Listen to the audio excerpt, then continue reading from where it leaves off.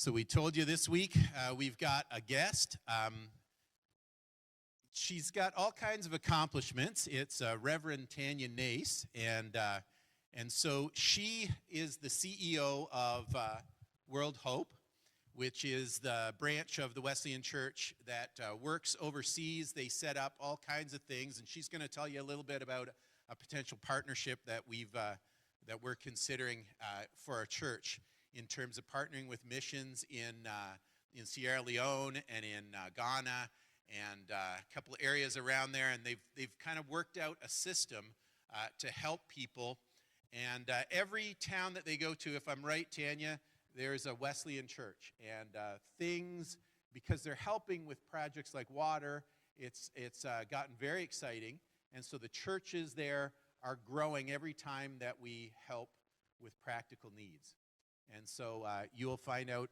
I met Tanya virtually when I first came here, and you all looked like this, and I didn't get to see anybody's faces. One of the first faces I saw in the Wesleyan Church was I had a Zoom call with Tanya and got to know her, and immediately I'll tell you the two most important things you need to know about Tanya. She loves Jesus like crazy, and she's more high energy than me or Chris combined. So I've warned you. Welcome, Tanya Nace.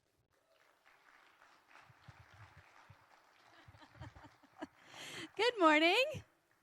Oh, you guys all braved the ice storm to come here. This is awesome. Listen, I came from PEI through the ice storm, so you guys don't have an excuse. But if you're home, we love you, and I'm so glad to see you there too. I come from PEI. That's where I was born and raised. Lived in a whole bunch of places, kind of around North America and the world, and now back on PEI. And my husband, Jonathan, is there with our two boys. We have a 10-year-old and an 8-year-old, and they have special needs, actually, and he homeschools them. So that's a little bit of our life, and we say hello. They want it to come really, really badly, but I told the youngest he might burn the church down. So perhaps he should stay home and just send his greetings. So we are the relief and development arm of the Wesleyan Church, and I just want to share a little video with you to kind of give you an overview of what World Hope does, and then we'll jump into some details from there.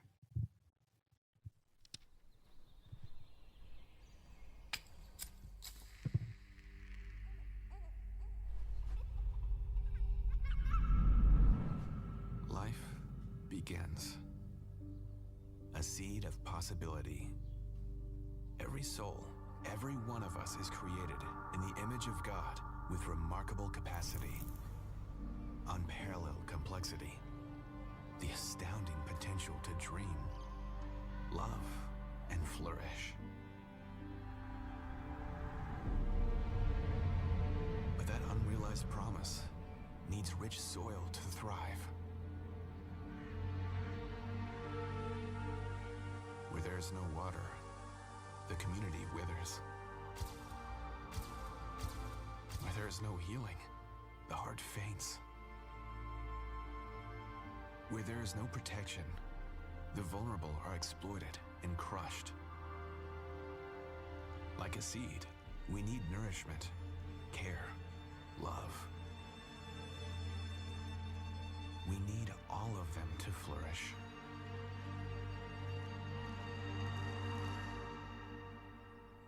That's why for nearly 3 decades, World Hope International has dedicated itself to the holistic work of alleviating poverty, suffering, and injustice in the name of Jesus. World Hope International is committed to build better, creating resilient communities with clean water and affordable energy.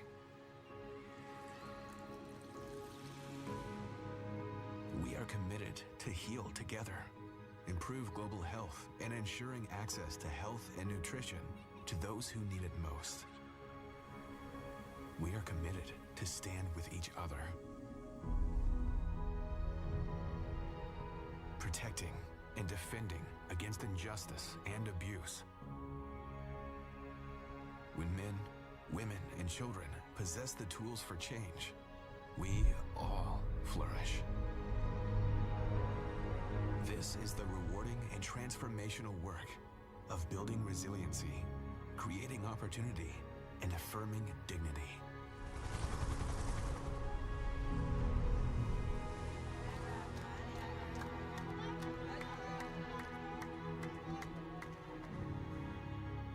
is how hope flourishes.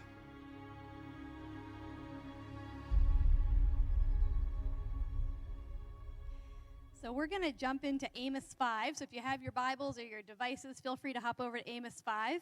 And in Amos, so it's a minor prophet kind of squished there in a whole bunch of little books, so it's hard to find. Easy to flip through and forget. But in this book, there's a prophet. His name is Amos. But he doesn't know he's a prophet because he's a fig farmer. Now, in the last church I shared this with was in Heartland, New Brunswick, and there's lots of pig farmers there. And I'm like, does anyone farm figs? And one man's like, I do. And he's like, I farm pigs. I'm like, no, figs, like that grow on the tree. And he was a fig farmer and a shepherd, and he was just kind of doing his own thing. And God said, Amos, I want you to go and tell the northern kingdom that they're doing really terrible things, and I'm not okay with it. Because at this point in history, Israel had broken into two kingdoms. There was a southern kingdom of Judah and then a northern kingdom. And the northern kingdom was ruled by a ruler who was really what historians say one of the worst rulers in the history at the time. So he was a very nasty ruler. He was very focused on power and wealth and gaining as much territory as he could to be able to kind of make himself really big and rich. And he had kind of broken away, and it was in the northern kingdom that he was ruling.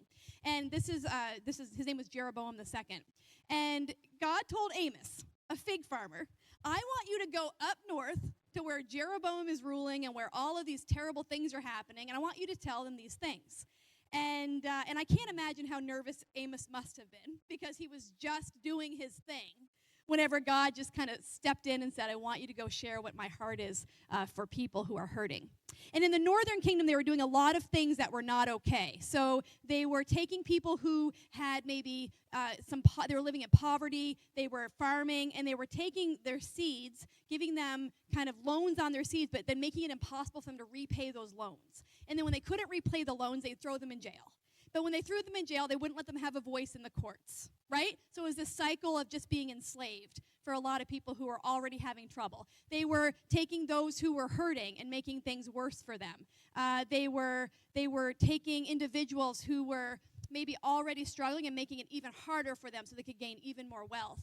And it's so interesting because just a few hundred years before this, the Israelites just came out of, Egypt themselves. They just came out of enslavement themselves, and here they are enslaving other people and doing things that are not right, that were not just, especially for those who were vulnerable. So Amos was asked, I want you to go up. I want you to go tell everyone this thing. And he was like, I don't know, this feels a little nervous for me. So I don't typically share from the message, but I love the messages passage of Amos 5. So I want to share that with you guys this morning because I feel like it connects really deeply to who we are now and where we are living here in Canada. So Amos's message, I think, is very valid for us today, the one that he's sharing with Northern Israel at the time. So this is what Amos 5 says with the message. I can't stand your religious meetings. I'm fed up with your conferences and conventions. I want nothing to do with your religion projects, your pretentious slogans, your goals. I'm sick of your fundraising schemes, your public relations, and your image making. I've had all that I can take of your noisy ego music. When was the last time you sang to me? Do you know what I want? I want justice, oceans of it. I want fairness, rivers of it. That's what I want. That's all that I want. And if you look at the NIV version, I think that's the next slide. Amos 5:24 says, let's go to the next slide. Let justice roll on like a river, righteousness like a never-failing stream. This is what God wanted Amos to share with Israel, is I want justice to roll like a river, righteousness like a never-failing stream. This is the heart of God. And Israel at the time, they were looking really good. They were fancy. Their worship was perfect. Their music was great. Their prayers were beautiful. But their hearts were not connected with the heart of God. And Amos is saying, God wants you to know this. Your hearts are not connected with me. Your hearts are not connected with my heart. You need to change. I want justice to flow like a river, righteousness like a never-failing stream. And the word justice there actually means, so I have a slide that actually tells you what justice means. The word is mishpat, and it means concrete actions to correct injustice. Concrete actions to correct injustice. So God is saying, I want justice to roll like a river. I want concrete actions that correct injustice to roll like a river that never stops. And it's really easy, I think, for us as a church to be able to hear about people who are in poverty or learn about people who are vulnerable or understand that people are struggling. And we kind of have that, that feeling of compassion or empathy, right? Like, oh, I'm really saddened by that, right? And that's not a bad thing. I feel like that's not okay, right? This doesn't feel good. This is not okay. But Jesus is saying that I want justice to flow like a river, but that's concrete actions that corrects the injustice. So not only do we feel that compassion and feel moved to do something, but God is saying, I want justice to be like something you actually do. It's concrete, like it's something you can see. And not only do you see it, but then you see the injustice, you do something about it, and then it's changed. There's like an actual physical transformation that takes place. And that's what Amos was telling Israel. I don't want you to look good. I don't want you to feel good. I don't want you to look fancy. I don't want you to have all of these outside things that are perfect looking. I want you to do something. I want you to take concrete actions that change injustice and make it now something that's justice focused. I want you to correct the injustice that's happening in your society. And I think that's an important word for us today. God always puts the poor at the central of the gospel. Always put the poor at the central of his ministry. And I always like to share it this way. So God chose to incarnate as Jesus as a baby, right?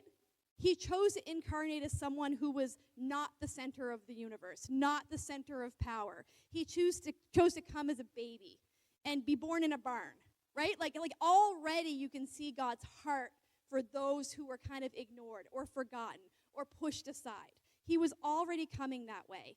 And then whenever he chose to start his ministry, he started it in the desert, right? And who announced Jesus to come? Who announced his ministry? Who was it? Thank you. And what did John the Baptist do? He wore a potato sack and he ate bugs.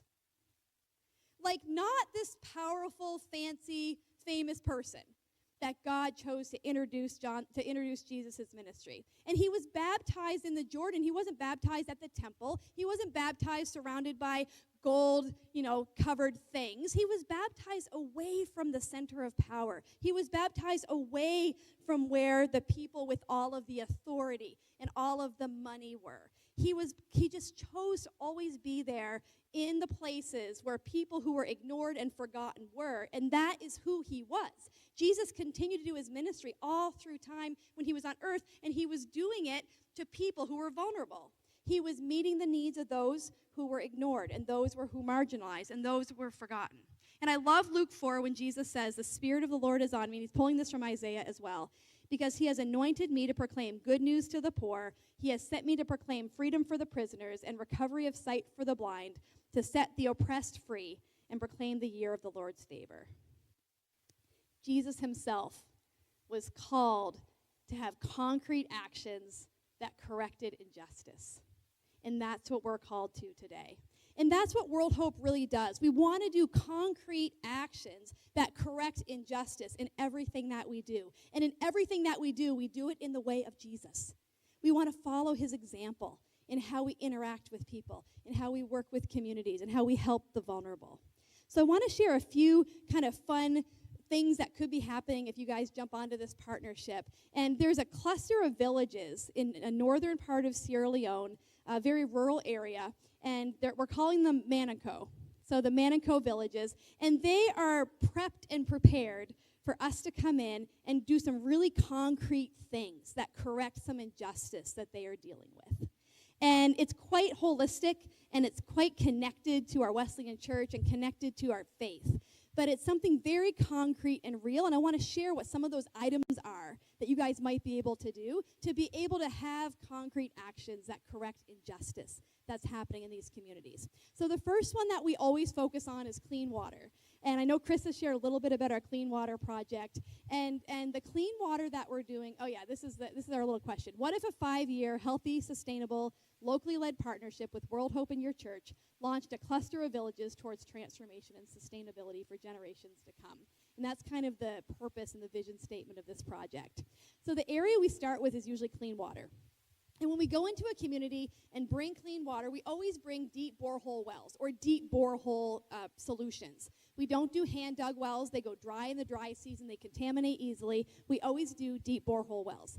And when we come into villages, it's really interesting because before we start drilling, we always set up a committee in that village to be able to be prepped to look after the well.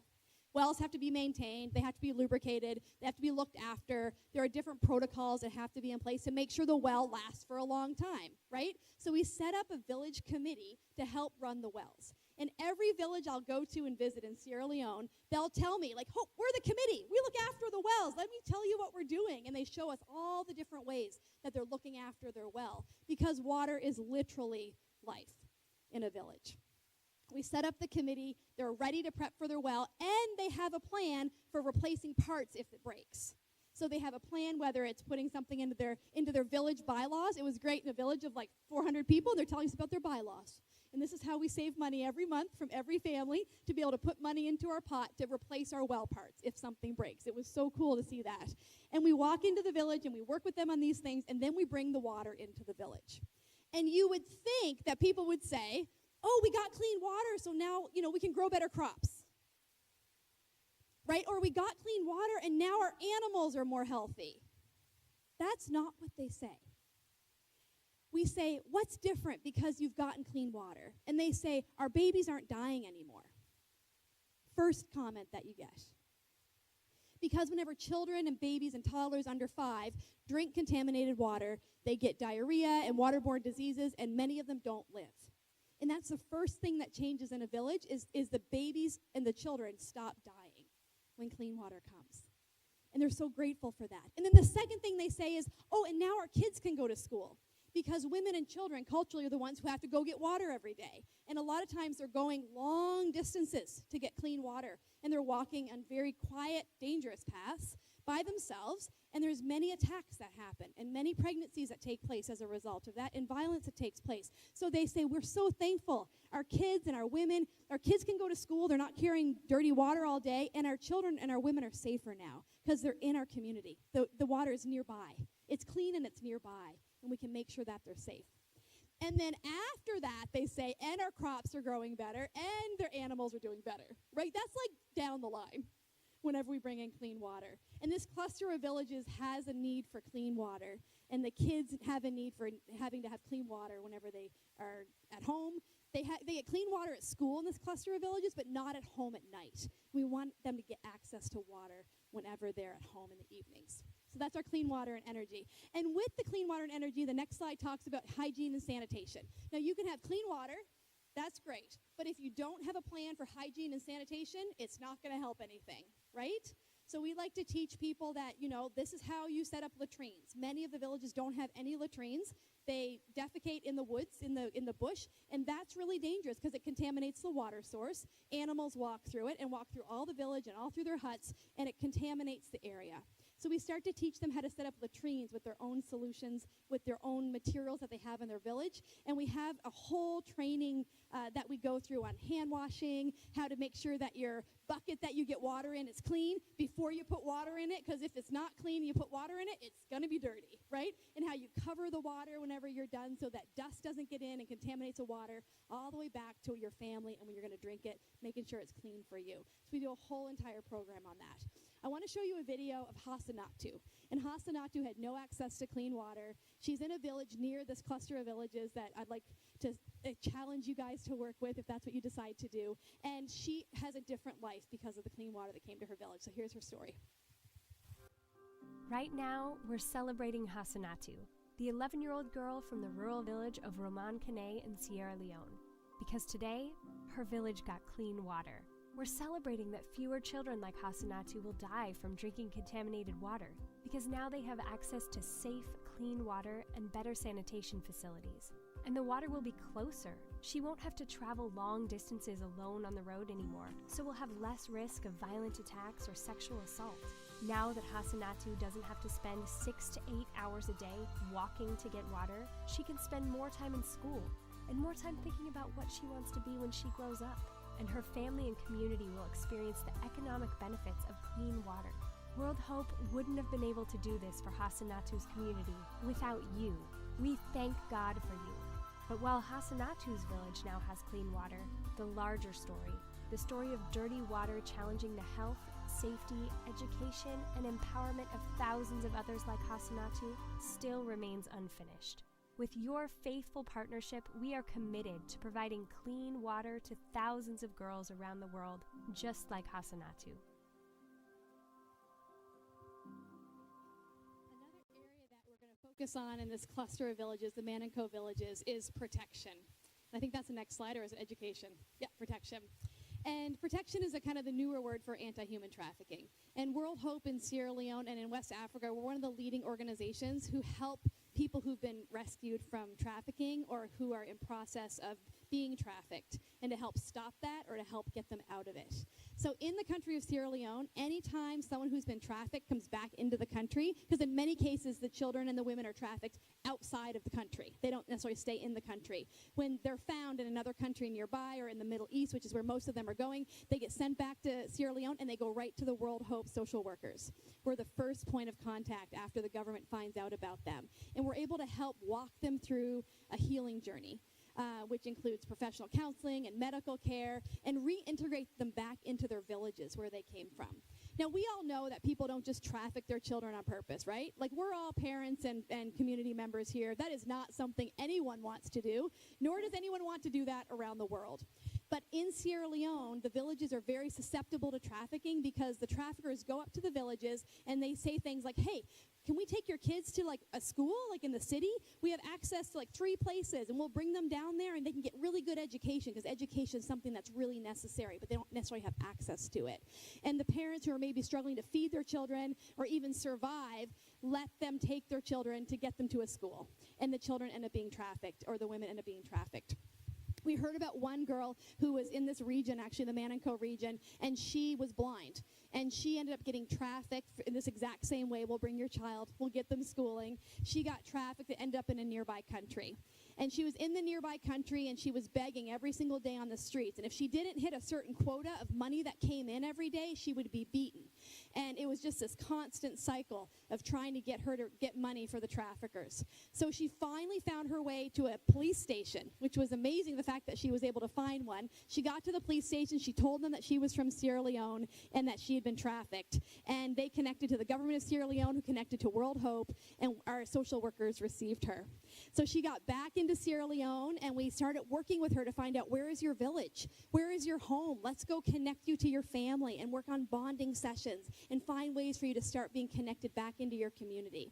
On top of that, we always provide some type of a small business for their family to be able to operate, so that they don't have to traffic their kids again. So they're not worried about money for food and the basics of life. So we got her back to her village, and then they realized there's no place for her to go to school because she's blind, and they don't have a school that helps teach blind children in this region. So World Hope has a partnership with the School for the Blind in the country, and she's now there learning and going through high school, and she's doing really well. So that's an example of one of thousands of different cases that come through every single year. And in the Manonkoh Project area, there's a lot of challenges with traffickers trying to come in and steal their children, if you will, or trick them into trafficking their kids. So that's one of the projects we're going to work on. Another area is education, and education is central. So in the Project Manonkoh region, we have a Wesleyan school, which is super cool. So the church, the Wesleyan church, meets in the school on Sunday, and then the kids go to school in the school during the week, which I love the multi-use of the facility, which is really fun. And accessing school is sometimes hard because sometimes children are not interested in going because they have to, 1, carry dirty water all day, or 2, their parents don't care that they go. So we spend a lot of time working with communities talking about the importance of education, the importance of them learning, how that breaks the chains of poverty. We all know this. We all know that school is important, but sometimes that's not a knowledge piece that people might have. So we work with that. At the school in the Manonkoh cluster, it was actually built by a Wesleyan church in Nova Scotia. And it's a high school. We have an elementary school and a high school.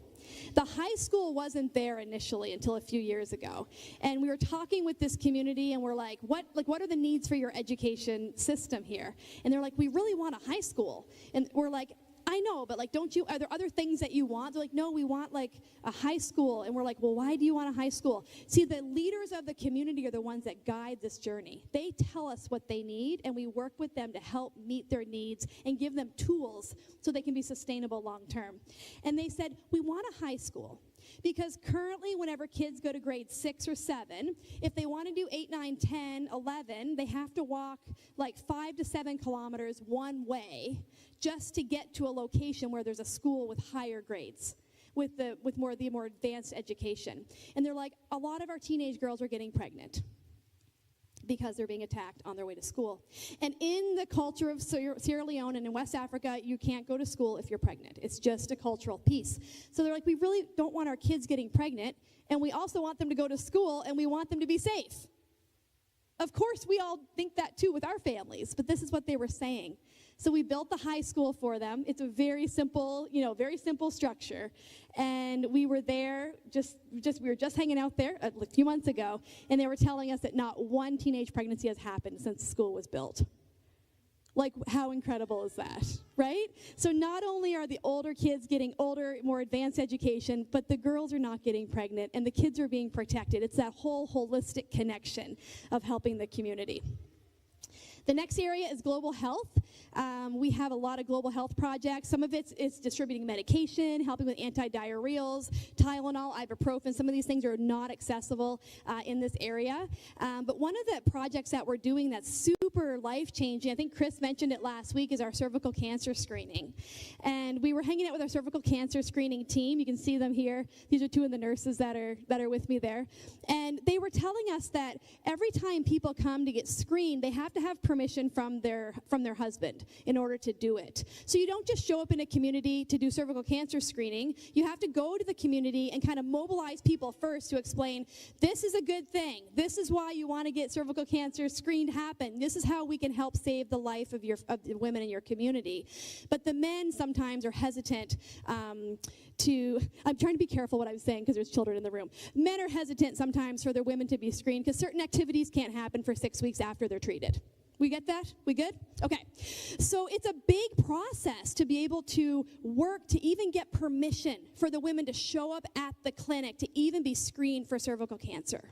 And it's the 4th leading cause of cancer among women globally, but in the developing world, it's one of the largest causers of death for women. And when a woman dies, and if she has children under 5, they will probably die as well. Because she's the one that cares for them and looks after them, especially if she's breastfeeding. So we know that if we save the life of a mom, we're going to save the lives of her children as well. And one lady showed up at our cervical cancer screening, and she was like really upset. She's like, I don't know what to do. She was really upset. She was crying. She's like, my husband won't let me be screened, but I know that there's something wrong. I know that I probably have cervical cancer. She's like, and I don't want to die, because if I die, my babies are going to die too, and I don't want that to happen, but I don't know what to do. So our team went out into the villages, and these are 2 of them here on the left, the 2 men. They go out and they hang out with the men. So they went and hung out with her husband and talked to him for quite a while and shared the importance of the screening, and if it's precancerous cells, we'll treat them right there, and they're completely saved from cervical cancer. And explained this. He finally granted permission, and she went into the clinic, and she got screened. They found the precancerous cells. They treated them right there, and her life was saved. She came back about 6 months later, and she was just so thankful. She's like, thank you so much for saving my life. My babies are not going to die, and I'm so thankful that I was able to get treated by you guys. Such a small thing, right? Such a small thing, but such a big thing that makes a difference. So we're going to do our whole cervical cancer screening project in the whole Manonkoh region and help get women screened. And hopefully, if they're early enough on in the cancer treatment or in precancerous cells, they'll be treated, and their lives will be saved. So that's one of our global health projects. Another one is our Enable the Children. Project Manonkoh area has never had our Enable the Children team work there. And we know that in this cluster of villages, there are many, many kids with disabilities. And in Sierra Leone, a child with a disability is considered a demon. And that word is used all the time publicly in the community. There's a little boy here on the right-hand side. I think Chris talked a little bit about, we call him Baby G. And he was found in the woods by his grandmother. His mom had him. He was limp. They knew that he was disabled, and she left him to succumb to the to the world. And she found him. She's quite old and she can hardly walk, but she found baby G. She brought him back. The mom's gone out of their lives. And she started looking after the baby. She took him to one of our clinics, and World Hope physical therapist, occupational therapist started working with baby G. So he was not even able to move. His arms were all pulled in really tight when they started working with him. And Chris and I were able to go see him with another one of our pastors. And he's sitting up in this little chair that they made at a local wood, and he's starting to play, and he's starting to eat, and he's doing really, really well. And then on the left is another teenager. He's been in our program for the last 10 years, and he's able to walk and go to school now. When they first started working with him, he couldn't even move. He was just laying kind of flat on his house floor, and now he's walking and going to school and doing really well. And this team will go into the Manonkoh cluster of villages and start working with all the kids with disabilities. And not only do we work physically with them, but we work with the community to explain, your kids are not demons. Just because they might have a disability doesn't mean they're bad. They're made in God's image. They're loved by God. They need to be loved by you, and this is how they're a blessing to you. And we work with the village area. We work with the chiefs. We go all the way up to the top levels of government and work with them to help explain that children with disabilities are loved and cared for and should be treated with respect and love in the villages. So it's a really cool program that we'll be able to bring into this cluster of villages in the global health area. And then the last area is working with the Wesleyan Church. So we work in partnership with the Wesleyan Church. It's kind of a joke in Sierra Leone that World Hope and the Wesleyan Church are the same thing because they work so closely together. So everywhere we go, there's always kind of a mixture of both of those things happening. In the Manonkoh region, we actually have a Bible college where pastors who are training to be pastors in the bush are learning about how to be pastors and preachers, and they're learning about Scripture. And we want to partner with this Bible college and help them get some food while they're going to Bible college, because a lot of them don't have food because they're not able to do their careers or do their trades whenever they're at Bible college learning. We want to kind of help them with that. And then the other thing is our Jesus Film project. Every time we bring clean water to a village, every time we do a project in a community, we always ask if we can bring the Jesus Film for them. And we always get permission from the imam, because 80% of the country of Sierra Leone is Muslim, so we always get permission from the imam and from the witch doctor to make sure, and from the chief, to make sure they're okay with us bringing the Jesus Film in. And they almost always are okay with that. And Pastor Andrew, one of our Wesleyan pastors, comes in with his team, and they show the Jesus Film, and hundreds of people accept Jesus whenever they watch the Jesus Film. We were able to watch it happen just a few months ago, and about 100 people accepted Jesus. And not only do they let that happen, they set up discipleship classes and baptism classes for weeks until they get to a place where they're like, you agree with what you just did, you understand the decision you just made, let's get baptized and get you connected to a church. So it's been a really cool partnership with the Wesleyan Church to have the Jesus Film shown in all the villages that we're working in. And one village that we went to that was just getting clean water asked for it twice. They're like, can it come back? Can we hear more about Jesus? We want to hear more about him. And so we brought the Jesus Film back a second time and showed the Jesus Film for more people to hear about Jesus and accept him. I know I talked a lot about a lot of things that are really, really big, and I could talk for an hour about every one of them, but I just want to bring back the whole Amos 5:24 thing, right? God's heart is for the vulnerable. God's heart is for those who are broken. And his heart is for justice, for concrete actions, to help those who are in trouble, to help those who are hurting. And that's what World Hope does every day. We want to do concrete actions that correct injustice and change systems and structures that keep people in poverty. And when you're in the developing world where just eating is difficult, accessing clean water is difficult, even having a safe atmosphere is difficult, it doesn't take much. And I always tell Canadians, your dollar goes really far whenever you're just trying to help someone get clean water for a generation, or just help someone access food or education, because there's such little access to things in the developing world. So this is kind of the project that we're working on, and we've been talking with your pastor about the cluster of villages in Manonkoh could use your help. And over 5 years, we'll get them to a place where they're completely sustainable on their own, moving forward. We don't have to stay and do things. Over a few years, we can get them to a place where they're moving forward on their own and having the tools to change so they can have a really good life and a really good multi-generational transformation. And they get to hear about Jesus at the same time, which is really important. I always say that development work, which is what we do, is not just physical. We've been talking about that, but it's very, very theological. We have to bring our understanding of Scripture and our understanding of what God calls us to do into every single thing that we do. It's deeply connected to our theology. And how we respond and how we think and how we pray connects to our theology, right, of how we understand God to be, how we understand Jesus to be, how he's transformed our life, somehow allows us to transform someone else's life who we might never, ever meet. And that's one of the coolest Holy Spirit things that I love about missions and development work is we ourselves are transformed when we give and pray generously for people who we'll never meet, but we know God cares about them and that God's already there working, and we can join him in that.